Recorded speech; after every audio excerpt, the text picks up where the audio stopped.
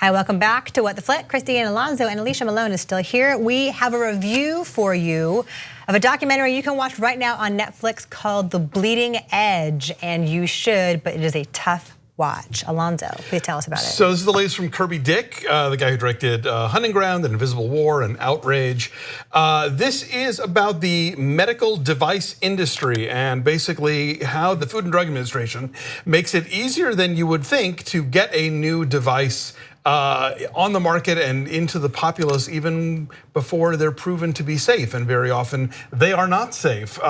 This movie focuses on a handful of implements, including the eSure birth control implant, the Cobalt hip replacement, and what's the other one? Vaginal mesh, Alonso. Oh, mesh, sorry, yes. Call it by its name. Vaginal mesh. Vaginal mesh. And what he does that's really fascinating is not only does he find people who had horrible results from these implements, but these people all themselves work in the medical industry. Take a look. They said I shouldn't feel anything, that the pain was in my head. I was thinking, what's gonna happen to my kids if I don't wake up? People think pharma's got power. No. The device industry has much more power. The medical device industry has incredible levels of influence in Washington, D.C. We have more power in this room than most governments around the world. We can no longer rely on the medical device companies to do what's in the best interest of the patient. They don't really care if it's harming people. Oh, the robot. I forgot about the robot that does surgery. That does hysterectomy. The future is now. It is, yeah, it will really make you squirm, and this is an area that I knew nothing about, this $400 billion industry of medical devices. I remember seeing ads for eSure, for the vaginal mesh, and you do think that when it says approved by the FDA, that means that it has been the result of rigorous testing.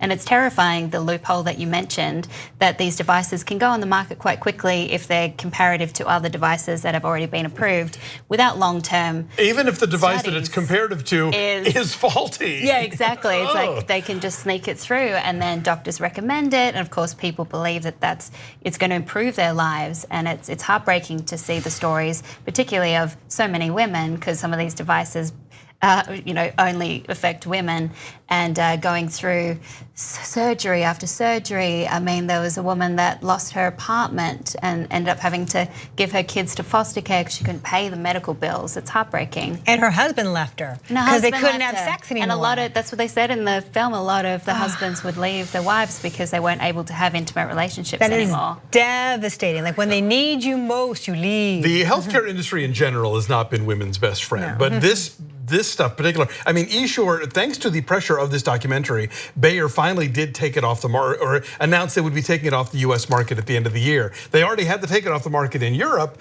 because apparently EU standards asked for certain documentation that Bayer just refused to give them and said, okay, we're gonna take it off the market. But they weren't gonna take it off the market in the United States until this movie started putting pressure on them. Did you know any of this? I didn't know any of this. I didn't either, right. And as one of the people in the clip we showed you pointed out, we know all the evils of big pharma, and the insidiousness of that kind of power. But yeah, again, these are things that we make ourselves vulnerable to in order to theoretically have a better life, a more comfortable life, a happier life. And they do not just the opposite, but they do like immeasurable harm. Like people cannot work and they lose their jobs.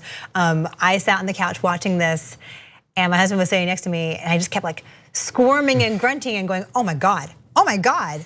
Oh my God, and he's like, what are you watching? It is a horror movie. It is a horror movie. It is. And somebody in the film even points out, like, beware of the new and latest in this department, because what it really means is untested, and there's not enough research and not enough data. So this is a case where it's actually better to go with the tried and true, like stick with the ceramic hip replacement, and not the new metal one that's going to dissolve and like give you dementia. I mean, it's horrifying stuff, and there is a really helpful kind of checklist at the end of like what to ask your doctor and how to research. I think that's so important. I think this is kind of more of an act of activism realism than a standard documentary, because it does open your eyes for people who aren't aware of these loopholes and everything that's going on behind the scenes, and to have that list, a checklist of, you know, take a friend to the hospital with you, ask questions, like so many things that you might not think about because you trust the advice of your doctor. Right, and how do you know if you can trust your doctor then? Because how do you know if they're not being incentivized? Oh, there's a website at the end that tell you how much your doctor you can look them might have been paid by any of these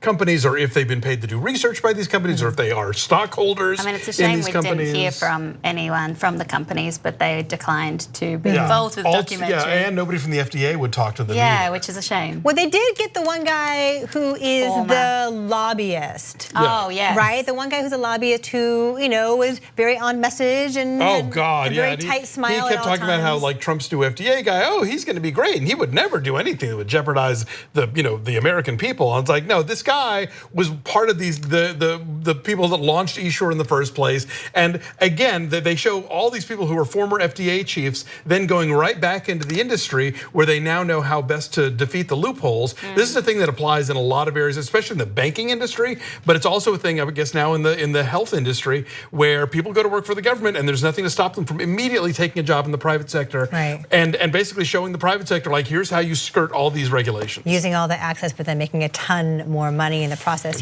One of the things that freaked me out in this was that when people did do, or they did take part in the testing for new devices, if they didn't write down the answers that the people were looking for, they would physically scratch them out. How does that happen? And it was like, well, did it work for you? I mean, you're not pregnant right now. You've got eSure. Like, yeah, but I'm in a lot of pain. Yeah, but still, and I had to have a hysterectomy at 29, but you're not pregnant. Still check excellent, because he did his job. Yeah, every step of the way, I found it to be just insidious and squirm-inducing, and but a must watch. Yeah, no, for sure. It's on Netflix. Have you guys seen Kirby Dick's other films? Have you seen Invisible War? Hunting Ground. I saw, and Outrage, which is about closeted politicians who are anti-gay, and this film is not rated, which is about the MPAA, and going all the way back to Sick, The Life and Death of Bob Flanagan, Super Masochist. He's an amazing filmmaker, and lately, I think he's really on a roll about these very kind of specific activist docs about things that are happening that we don't know about, that we should know about. Yeah, working with producer Amy Ziering. Those two make a formidable team. I remember seeing The Hunting Ground and just,